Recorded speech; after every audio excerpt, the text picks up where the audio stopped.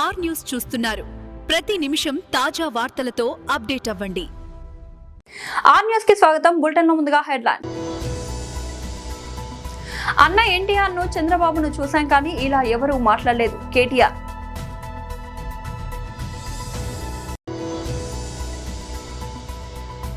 మాజీ మంత్రి శ్రీ మర్రి శశిధర్ రెడ్డి మీడియాతో మాట్లాడారు.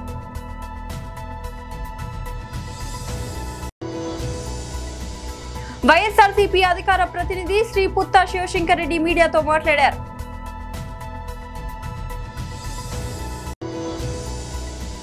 పెరిగిన బంగారం వెండి ధరలు. హైదరాబాద్ లో తులం బంగారం 1,60,000 రూపాయలు. అన్న ఎన్టీఆర్ ను ఆ తర్వాత చంద్రబాబు, వైఎస్ఆర్, కిరణ్ కుమార్ రెడ్డి, కేసీఆర్ లను చూశామని, కానీ రేవంత్ రెడ్డి లాంటి ముఖ్యమంత్రిని మనం చూడలేదని బీఆర్ఎస్ వర్కింగ్ ప్రెసిడెంట్ కేటీఆర్ వ్యాఖ్యానించారు. హామీల గురించి అడిగితే లాగులో తొండలు విడిచిపెడతా, గుడ్లు పీకి గోటిలాడతా, పేగులు తీసుకొని మెడలో వేసుకుంటా అని అంటున్నారని, కానీ ఇంతమంది ముఖ్యమంత్రులను మనం చూసినా వారెవరూ ఇలా మాట్లాడలేదని అన్నారు. భూపాలపల్లి పరకాలలో నిర్వహించిన మున్సిపల్ ఎన్నికల ప్రచారంలో కేటీఆర్ పాల్గొన్నారు. ఈ సందర్భంగా మాట్లాడుతూ జయశంకర్ భూపాలపల్లి జిల్లాను రద్దు చేయనని ముఖ్యమంత్రి చెప్తున్నారని, అసలు ఆయన రద్దు చేయడానికి జిల్లాను ఆయన చేశాడా అని ప్రశ్నించారు. జిల్లాను రద్దు చేస్తే భూపాలపల్లి ప్రజలు వీపు చింతపట్టు చేస్తారని కేటీఆర్ అన్నారు.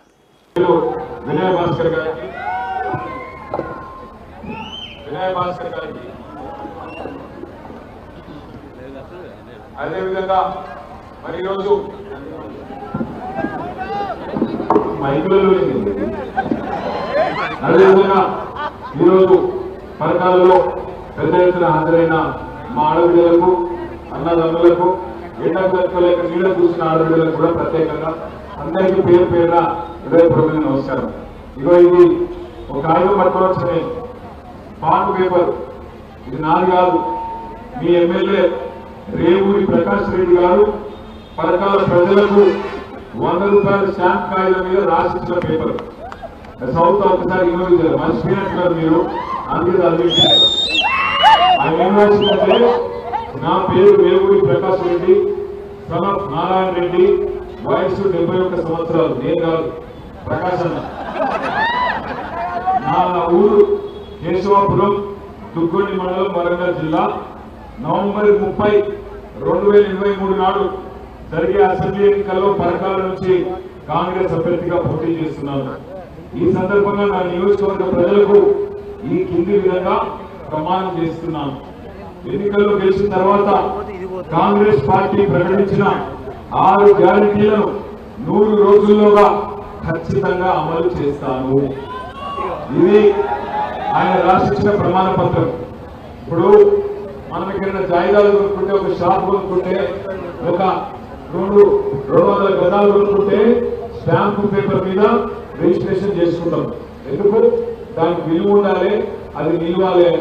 మరి మీ ఎమ్మెల్యే గారు రాసిచ్చిన ఈ స్టాంపు పేపరు, ఈ బాండ్ పేపరు 6 గ్యారెంటీలు 100 రోజుల్లో రాసిచ్చింది చేసిందా? 4,000 పెన్షన్ వచ్చిందా ముసలిళ్ళందరికీ? ఆడపిల్లలు ఎక్కడ? ఆడపిల్లలందరూ చెప్పాలి. నెలకు 2,000 వచ్చిందా? వచ్చిందా? ఇక్కడ ముస్లింలకు వచ్చిందా? 2,500 రాలే. తులం బంగారం వచ్చిందా? ఇవాళ ఫిబ్రవరి 9వ తారీఖు రైతు బంధు వచ్చిందా? యూరియా బస్తా దొరుకుతుందా? కేసీఆర్ కిట్ వచ్చిందా? బతుకమ్మ చీర వచ్చిందా? రంజాన్ తోఫాలు వచ్చిందా? క్రిస్మస్ కానుకలు వచ్చిందా? ఎంతమంది కాదు, అంబేద్కర్ అభయహస్తం వచ్చిందా? పరకాలలో ఉండే దళిత బిడ్డలకు 12 లక్షలు కాదు 12 పైసలు వచ్చినాయా? మరి ఎందుకు ఓటు కాంగ్రెస్ కు? 11 తారీఖు నాటిగో గ్యారంటీ కార్డులు అని చెప్పారు. రంగురంగులు బొమ్మలు వేశారు. సోనియా గాంధీని కొట్టు, రాహుల్ గాంధీని కొట్టు, ప్రియాంక గాంధీ తోడు అన్నారు.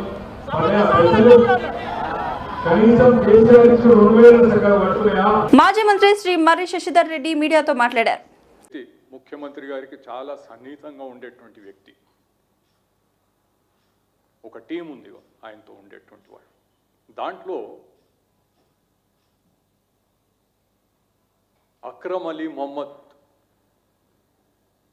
అంటే ఆయన అబూ ఐమల్, ఆజాద్ రిపోర్టర్ అని కూడా బాగా పాపులర్గా అంటారు. హైకోర్టులో గతంలో రీజనల్ పాస్పోర్ట్ అథారిటీ వారు ఆయన పాస్పోర్ట్ని రద్దు చేయడం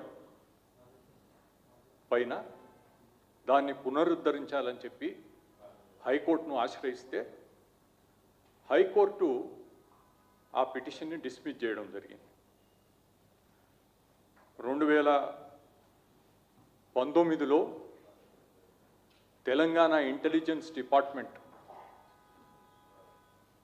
ఒక సీక్రెట్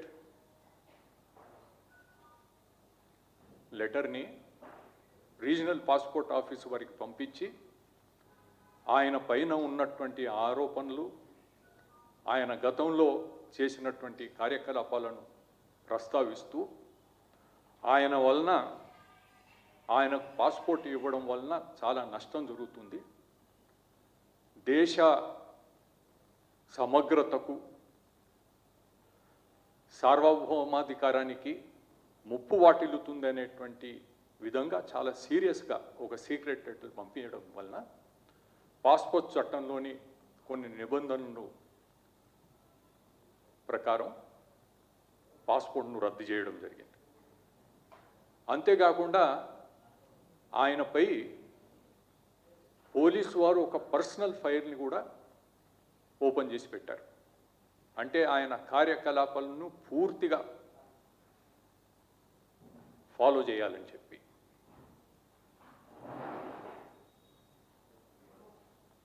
కారణం ఏమిటంటే ఆయన పైన Indian penal code, arms act, foreigners act వీటన్నిటికి సంబంధించినటువంటి కేసులు ఉన్నాయని, అతనికి ఐఎస్ఐలో బాగా యాక్టివిస్ట్గా ఉన్నటువంటి మొహమ్మద్ సలీం జునైద్తో సంబంధాలు ఉన్నాయని చెప్పి ఒక పిస్తోల్ని 30 గుండ్లతో పాటు 30 రౌండ్లతో పాటు ఇల్లీగల్గా అతని దగ్గర దొరికిందని, అంతేకాకుండా ఒక కిలో పొటాషియం క్లోరేట్ అంటే ఇది ఎక్స్ప్లోజన్కి పనికొచ్చేటువంటి సామగ్రి, ఇవన్నీ కూడా అతని దగ్గర దొరికినాయని చెప్పి హైకోర్టులో పోలీసు వారు ఇచ్చినట్టు వైఎస్ఆర్సీపీ అధికార ప్రతినిధి శ్రీ పుత్తా శివశంకర్ రెడ్డి మీడియాతో మాట్లాడారు. తేలాయి అనేటువంటిది సిబిఐ సిట్లో వాస్తవాలు బయటికి జనాల్లోకి తీసుకెళ్లేసి వాళ్ళు అక్రమంగా వేసినటువంటి ఫ్లెక్సీలు ఇవన్నీ కూడాను తొలగించి ప్రజలకు క్షమాపణలు చెప్పండి అని ప్రశ్నిస్తే, అడిగితే వారి పైన దారుణమైనటువంటి దాడులకి ఉసిగొల్పి భౌతికంగా దూరం చేయాలనేటువంటి పన్నాగం కట్టినటువంటిది ఉదాహరణలు మనము చూస్తా ఉన్నాం. అంబటి రాంబాబు గారి పైన, జోగి రమేష్ గారి పైన అటువంటి దాడులే ప్రత్యక్ష ఉదాహరణ. సో ఈ దాడులకి పాల్పడిన వాళ్ళేమో శాసనసభ్యులు, వీళ్ళందరూ కూడాను మరియు బయటకు వచ్చి మరోసారి వార్నింగ్లు ఇస్తా ఉంటే, ఈ దాడులలో వీడియోలలో ఫోటోలలో మొత్తం ప్రపంచమంతా చూస్తున్నా కూడా ఆ తెలుగుదేశం గూండాలు ఎవరు కూడా ఇంతవరకు ఒక్కరిని కూడా జైల్లో పెట్టినటువంటి దాఖలాలు లేవు. కేవలం ప్రశ్నించే వారినే టార్గెట్ గా చేసుకుని అక్రమ కేసులు, గూండాలతో దాడులు, ఈ రెండే ఈ ప్రభుత్వం చేస్తున్నటువంటి 2 సంవత్సరాల నుంచి కాలయాపన చేస్తా ఉంది.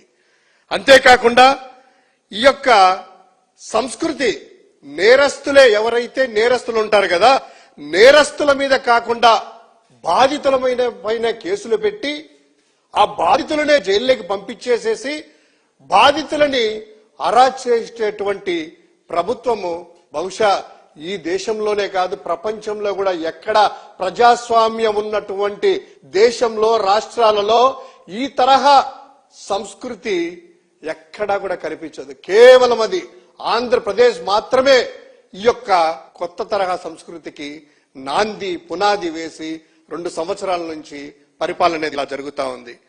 ఇప్పుడు అంబటి రాంబాబు గారి పైన ఇప్పటి వరకు 36 కేసులు పెట్టినటువంటి ఈ ప్రభుత్వము గత ఏడాది మెడికల్ కాలేజీలు ఏదైతే ఈయన ప్రభుత్వ మెడికల్ కాలేజీలు అప్పనంగా తన అనుయాయులకు కట్టబెట్టాలని, ప్రైవేట్ చేయాలనేటువంటి ఆ యొక్క దానికి వ్యతిరేకంగా ఆందోళన చేపట్టినటువంటి అంబటి రాంబాబు గారి పైన కేసులు నమోదు చేశారు. ఇప్పుడు ఆ కేసును మళ్లీ ఓపెన్ చేసేసి మళ్లీ కోర్టుకు రప్పించి మళ్లీ రిమాండ్కి పంపేలా ఈ ప్రభుత్వం చేసిందంటే ఎంత కక్ష సాధింపు చర్యలో ఒక్కసారి మనం అర్థం చేసుకోవచ్చు. వీలైనన్ని ఎక్కువ రోజులు రిమాండ్కి పంపించి జైల్లో ఉంచాలనేటువంటిది చంద్రబాబు గారి యొక్క ఉద్దేశము. సో ప్రతిపక్షానికి చెందినటువంటి రాజకీయ నాయకులను వేధించడానికి పీటీ వారెంట్ల జారీ అనేటువంటిది ఒక మంత్రంగా ఈ యొక్క చంద్రబాబు నాయుడు తెలుగుదేశం యొక్క ప్రభుత్వము ఒక బంగారం వెండి ధరలు మళ్లీ పెరిగాయి. హైదరాబాద్ బులియన్ మార్కెట్లో 24 క్యారెట్ల 10 గ్రాముల బంగారం ధర 1,60,000 రూపాయలు. వెండి కిలో ధర 2,70,000 రూపాయల వద్ద ఉంది. ఖరీదైన ఈ లోహాల ధరలు ఇటీవల భారీ దిద్దుబాటుకు గురయ్యాయి. బంగారం ధరలు 1,80,000 నుంచి భారీగా పతనమై తర్వాత కాస్త కోలుకుంది.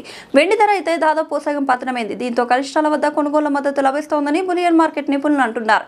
దీనికి ఇటీవల డాలర్ పతనం కావడం కూడా కారణమని చెప్తున్నారు.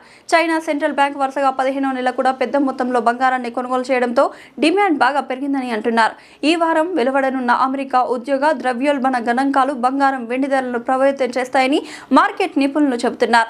ఫ్యూచర్ మార్కెట్లో బంగారం వెండి ధరలు స్వల్పంగా పెరిగాయి. వెండి దాదాపు 5% పెరిగింది. MCX లో కిలో వెండి మార్చ్ కాంట్రాక్ట్ 11,000 రూపాయలు పెరిగి 2,61,745 పలికింది. 10 గ్రాముల 24 క్యారెట్ల బంగారం ధర 2,000 పెరిగి 1,57,540 పలికింది. అంతర్జాతీయ మార్కెట్లో స్పాట్ బంగారం 5,000 మార్కు దాటింది. History Congress, social sciences Congress, science Congress ఇట్లా జరుగుతుంటాయి. కానీ తెలుగు సాహిత్యానికి సంబంధించిన లిటరరీ కాంగ్రెస్ జరగడం అనేది చాలా నవీనమైన, ఆహ్వానించదగిన, అవసరమైన కార్యక్రమమని రచయిత ఎమ్మెల్సీ దేశపతి శ్రీనివాస్ కొనియాడారు. ఈ లిటరరీ కాంగ్రెస్ ను చేపట్టిన ఆర్ట్స్ కళాశాల ప్రిన్సిపల్ ప్రొఫెసర్ కాసిం తెలుగు విభాగానికి మనసారా అభినందనలు తెలియజేస్తున్నానని అన్నారు. ఉస్మానియా విశ్వవిద్యాలయం తెలుగు శాఖ ఆధ్వర్యంలో సోమవారం ఆర్ట్స్ కళాశాలలో 2వ తెలుగు సాహిత్య మహాసభలను నిర్వహించారు. ఈ మహాసభ కార్యక్రమంలో MLC Deshapati Srinivas, OUVC professor Kumar, arts కళాశాల principal professor Kasim, global Telangana association chairman Kalvala Vishweshwarreddy, Telugu విభాగం అధ్యాపకులు, విద్యార్థులు పాల్గొన్నారు. ఈ మహాసభలలో వివిధ దేవస్థానాల నదుల నమూనాలు అందరినీ ఆకట్టుకున్నాయి. ఈ సందర్భంగా దేశపతి శ్రీనివాస్ ప్రొఫెసర్ కాసిం మాట్లాడుతూ తెలుగు సాహిత్యం అనేది ఒక జాతి అస్తిత్వం, సంస్కృతి, భావోద్వేగాల యొక్క ప్రతిఫలం. ఏ యుగాల్లో మనిషి తమ భావోద్వేగాలను వ్యక్తీకరించుకున్నాడో, కళాత్మకమైన విధానాలను అవలంబించాడో ఇవన్నీ కూడా సాహిత్యంలో నిండి ఉంటాయి. సాహిత్యాన్ని పరిశోధించడం ద్వారా జీవితాన్ని మరింత సారవంతం చేసుకోవచ్చు. భాష కూడా మనం కాపాడుకోవాల్సిన అవసరం ఇంతైనా ఉంది. తెలుగు భాష వ్యవసాయక భాషగానే ఉండిపోయింది. పారిశ్రామిక భాషగా అది ఏ స్థాయిలో ఉండాలో ఆ స్థాయికి ఎదగలేదు అని అన్నారు. పైగా ఇంగ్లీష్ భాష వచ్చిన తర్వాత శాస్త్ర సాంకేతిక పుస్తకాలు తెలుగులో రావడం అనేది ఆగిపోయింది. శాస్త్ర సాంకేతికలకు సంబంధించిన పదాల సృష్టి మెల్లమెల్లగా లేకుండా పోయే పరిస్థితి ఏర్పడుతుంది. తెలుగు భాష అభివృద్ధి జరగాలని తెలిపారు.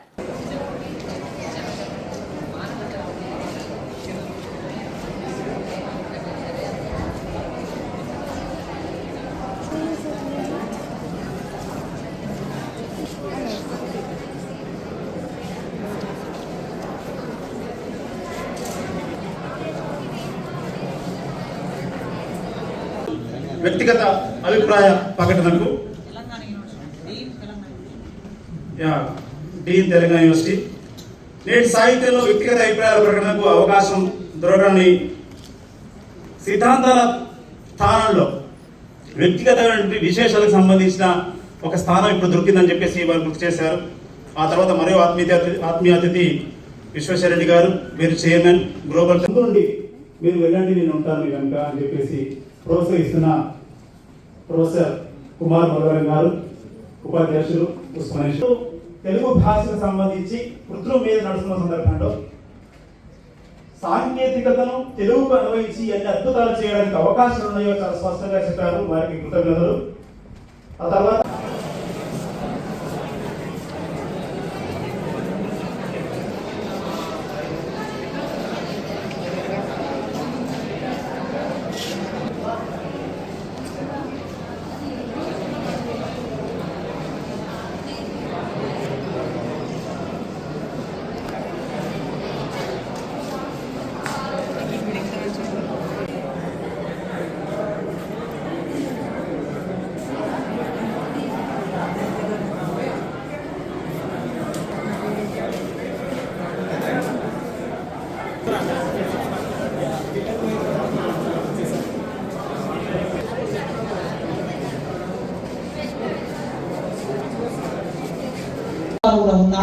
మేమందరం కలిసి సిలబస్ రూపొందించి ఫైనల్ ఇయర్లో పెట్టాం.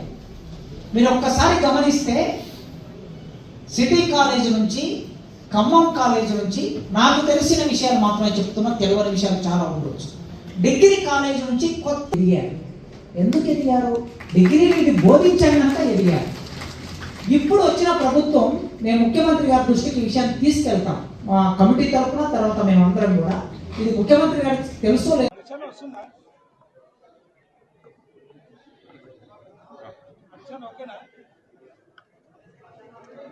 ఉస్మానియా విశ్వవిద్యాలయం తెలుగు శాఖ తెలుగు లిటరరీ కాంగ్రెస్ నిర్వహిస్తున్నది. 2024లో తెలుగు లిటరరీ కాంగ్రెస్ ప్రారంభమైంది ఓయూ వేదికగా. హిస్టరీ కాంగ్రెస్ ఉన్నట్లుగా, సైన్స్ కాంగ్రెస్ ఉన్నట్లుగా తెలుగు లిటరరీ కాంగ్రెస్ ఉండాలి అనే ఉద్దేశంతో ఈ సంస్థను ప్రారంభించి ఇవాళ 2వ Telugu literary Congress Osmania university arts కాలేజీలో ఈ సభలు జరుగుతూ ఉన్నాయి. దేశవ్యాప్తంగా, ప్రపంచవ్యాప్తంగా తెలుగు మాట్లాడే వాళ్ళని, తెలుగు రాసే వాళ్ళని, సృజనాత్మక రచయితల్ని ఒక వేదికలాగా మార్చడానికి ఈ సంస్థని ప్రారంభించాం. కనుక ఇవాళ తెలుగు భాషలో ఉన్న సౌందర్యం లేదా తెలుగు సాహిత్యంలో ఉన్న గొప్పతనం ఇది ప్రపంచమంతా ఎల్లెడలా విస్తరించవలసిన అవసరం ఉన్నది. 15 కోట్ల మంది ప్రజలు మాట్లాడే భాష తెలుగు భాష. కనుక కేవలం బోధన మాత్రమే కాకుండా, విశ్వవిద్యాలయ స్థాయిలో, కాలేజ్ స్థాయిలో బోధన మాత్రమే కాకుండా సృజనాత్మకంగా రాసే రచయితలు బయట సమాజంలో చాలా ఎక్కువ మంది ఉన్నారు. ముఖ్యంగా తెలంగాణ ప్రాంతంలో ఇటీవలి కాలంలో కొత్త రచయితలు వచ్చారు. అందుకే ఈ కార్యక్రమాన్ని యువ రచయితలని వాళ్ళ గొంతులు వినడానికి, వారి ఉపన్యాసం వినడానికి కేంద్రంగా చేశాం. 35 ఏళ్ల లోపు ఉండి కవిత్వము, కథ, నవల, నాటకము, వ్యాసము, పాట రాస్తున్న వాళ్ళను ఈ వేదిక ద్వారా వాళ్ళ కార్యక్రమాన్ని మనం అందరం వింటాం. అదేవిధంగా ఆర్ట్స్ కాలేజీ ముందు నిర్వహిస్తున్న కవి గాయక సభ, కవులు, గాయకులు ఆ వేదిక ముందు నుంచి వారి కవిత్వాన్ని చదువుతారు, వారి ఉపన్యాసాన్ని ఇస్తారు. కొన్ని వేల మంది విద్యార్థులు ముందు కూర్చుంటారు. అలాంటి ఒక మంచి అవకాశాన్ని ఉపయోగించుకోవడానికి శ్రోతలందరూ రావాల్సిందిగా ఈ సందర్భంగా విజ్ఞప్తి చేస్తున్నారు. పల్నాడు జిల్లా దాచపల్లి మండలం శ్రీనగర్ సాగర్ సిమెంట్ ఫ్యాక్టరీ 2వ గేటు ముందు జీతాలు పెంచాలని కాంట్రాక్టు కార్మికుల నిరసన చేపట్టారు. సాగర్ సిమెంట్ యాజమాన్యం వచ్చిన తర్వాత జీతాలు పెంచకుండా మా చేత పనులు చేయించుకుంటున్నారని, జీతాలు పెంచాలని కార్మికులు ఆందోళన చేశారు. మారుతున్న కాలానికి అనుగుణంగా యాజమాన్యం జీతం పెంచాలని కార్మికులు డిమాండ్ చేస్తున్నారు.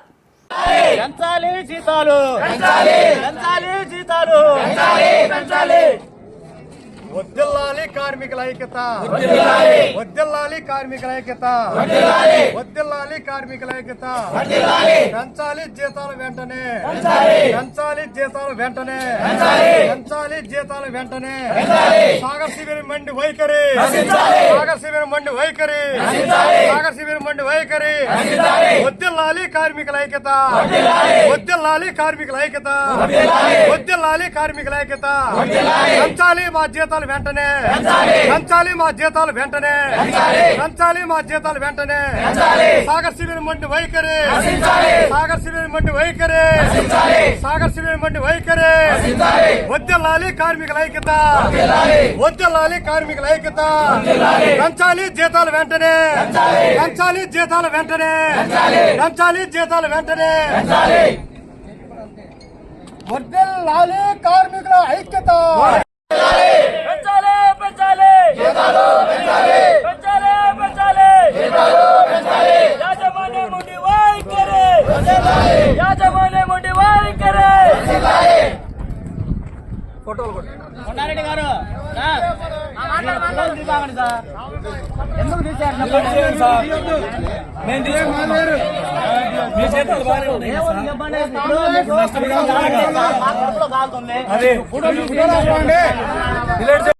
డిఏ పాయింట్లు కంపెనీతో సంబంధం లేదు, అది ఖచ్చితంగా ఇవ్వాల్సిందే ఏ కంపెనీలో సరే. కానీ ఇప్పుడు ఈ సమస్య వచ్చరికి మనకు రూపాయి పెంచడానికి యాజమాన్యం ఒప్పుకోవట్లా. ఎందుకని ఒప్పుకోవట్లేదు? మనం చేసిన పాపమైంది? మనం చేస్తున్న పని చేయట్లేదా? మనం చేస్తుంటే కంపెనీ అభివృద్ధి చెందలేదా? ఎన్నిసార్లు 3 సార్లు కన్స్ట్రక్షన్ జరుగుతుందంటే ఆగిపోయాం. కంపెనీ ఇంకా లాస్ లో ఉందంటే ఆగాం. కానీ ఎంతమంది నాయకులు, ఇంతమంది ఉన్నా కూడా మనం ఏం చేయలేని పరిస్థితిలో ఉన్నాం. ఎందుకని ఎంతమంది ఎందుకు ఇంతమంది ఉన్నాం, 200 మంది పైసలలో ఉన్నాం. ఏం కనీసం ₹1 పెంచడానికి ఈ కంపెనీకి ఇంకా ఆశ కలగదు. మనకు ఆశ కలిగించలేదా? లేదా ఎందుకు ఇలా చేస్తుంది? ఎందుకు ఈ కంపెనీ ఇలా చేస్తుంది? ఎందుకు ఈ కార్మికుల మీద ఇంత కఠినంగా వ్యవహరిస్తుంది? ఇదంతా మనం అంతా ఆలోచించాలి. ఇదే కాదు, ఈరోజు ఏడగొస్తున్నాం, రేపు మన బయట నిలబెడతారు. మన ఉద్యోగాలు ఉండవని చెప్పేసి కూడా హెచ్చరికలు చేస్తారు. దయచేసి ఎవరో కూడా, మనం ఈ ఊర్లో పుట్టాం, ఈ ఊర్లో పెరిగాం, మన ఊర్లో ఫ్యాక్టరీ ఉంది, మళ్ళా కాదని ఈ కంపెనీ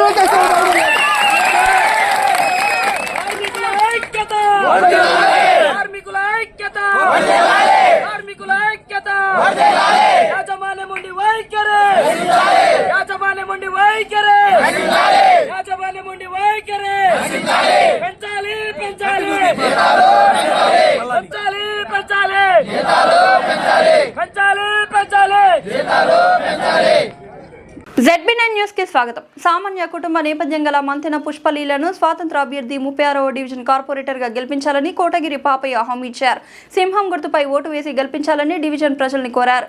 రామగుండం కార్పొరేషన్ ఎన్నికల ప్రచారంలో భాగంగా శుక్రవారం భారీ ర్యాలీ నిర్వహించారు. 36వ డివిజన్ గాంధీనగర్, జైభీం నగర్ లో డివిజన్ ప్రజలతో కలిసి ఎన్నికల ప్రచారం నిర్వహించారు. అనంతరం డివిజన్ లో భారీ ర్యాలీ చేపడుతూ సింహం గుర్తుపై ఓటు వేసి గెలిపించాలని కోరారు.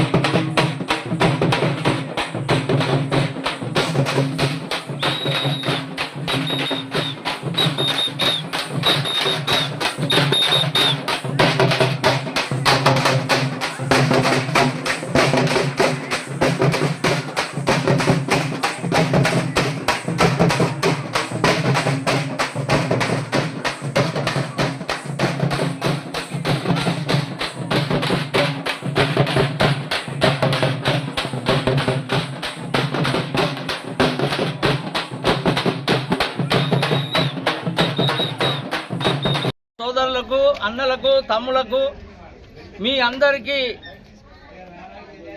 తల వంచి నమస్కారం తెలియజేస్తున్నాను.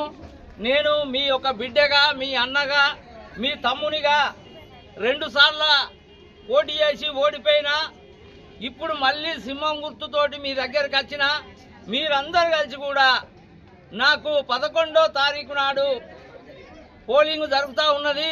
ఆ రోజు మీరందరూ కలిసి కూడా వచ్చి సింహం గుర్తు మీద ఓటేసి నన్ను గెలిపిస్తే 5 సంవత్సరాలు మీ వెనువెంబడే ఉండి మీకు పెద్దన్నగా మీ బస్తీలో ఏ సమస్యలు ఉన్నా మీ పనులన్నీ దగ్గరుండి మీకు సేవ చేస్తానని చెప్పని మీకు తెలియజేసుకుంటున్నాను. ఈ యొక్క ఎల్బీ యూత్ లోపల ఎక్కడైతే సవరస్తలో ఉన్నటువంటి లైటు ఈ యొక్క ఎల్బీ యూత్ కానే కాకుండా బస్తీలో ఒక 5 పెద్ద లైట్లు వేపిస్తా, సీసీ కెమెరాలు పెట్టిస్తా. మీ అందరు కలిసి కూడా ఈ యొక్క రోడ్లు పోయేటువంటి వాళ్ళు, కింద ఉన్న ఇంటి వాళ్ళు పండుగ నాడు ముగ్గేసుకుంటే పైనున్న వాళ్ళ నీళ్లు ఆ ముగ్గును తడిపేస్తా ఉన్నది, మాకు ఇబ్బంది అవుతుంది అని అంటా ఉన్నారు. తప్పకుండా ఆ వెడల్పు తక్కువ ఉన్నా కూడా చిన్నగా ఒక పైప్ లైన్ లాగా వేసి మీ ఇళ్లలో ఒకరి నీళ్ళు ఒకరికి రాకుండా కూడా చేస్తానని చెప్పని నా సోదరి మనలకు అందరికీ తెలియజేస్తున్నాను. అలాగే మీ కొడుకులు బిడ్డలు కానీ ఏదన్నా ఉద్యోగ విషయం లోపల నాతోటే అటువంటిది తప్పకుండా మీకు సాయం చేస్తా. ప్రజాప్రతినిధి అంటే ప్రజలకును. బులెటిన్ ముగించే ముందు హెడ్లైన్స్ మరోసారి. అన్న ఎన్టీఆర్ ను చంద్రబాబును చూశాం కానీ ఇలా ఎవరూ మాట్లాడలేదు కేటీఆర్.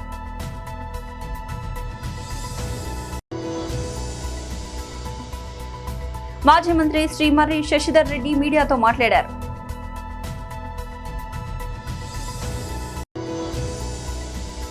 వైఎస్ఆర్సీపీ అధికార ప్రతినిధి శ్రీ పుత్తా శివశంకర్ రెడ్డి మీడియాతో మాట్లాడారు.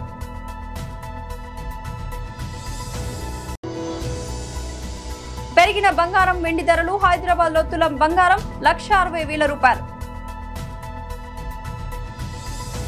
ఇది ఇవాల్టి బులెటిన్ అప్డేట్. మరొక బులెటిన్ లో మళ్ళీ కలుద్దాం. అంతవరకు సెలవు. మీరు ఆర్ న్యూస్ చూస్తున్నారు. ప్రతి నిమిషం తాజా వార్తలతో అప్డేట్ అవ్వండి.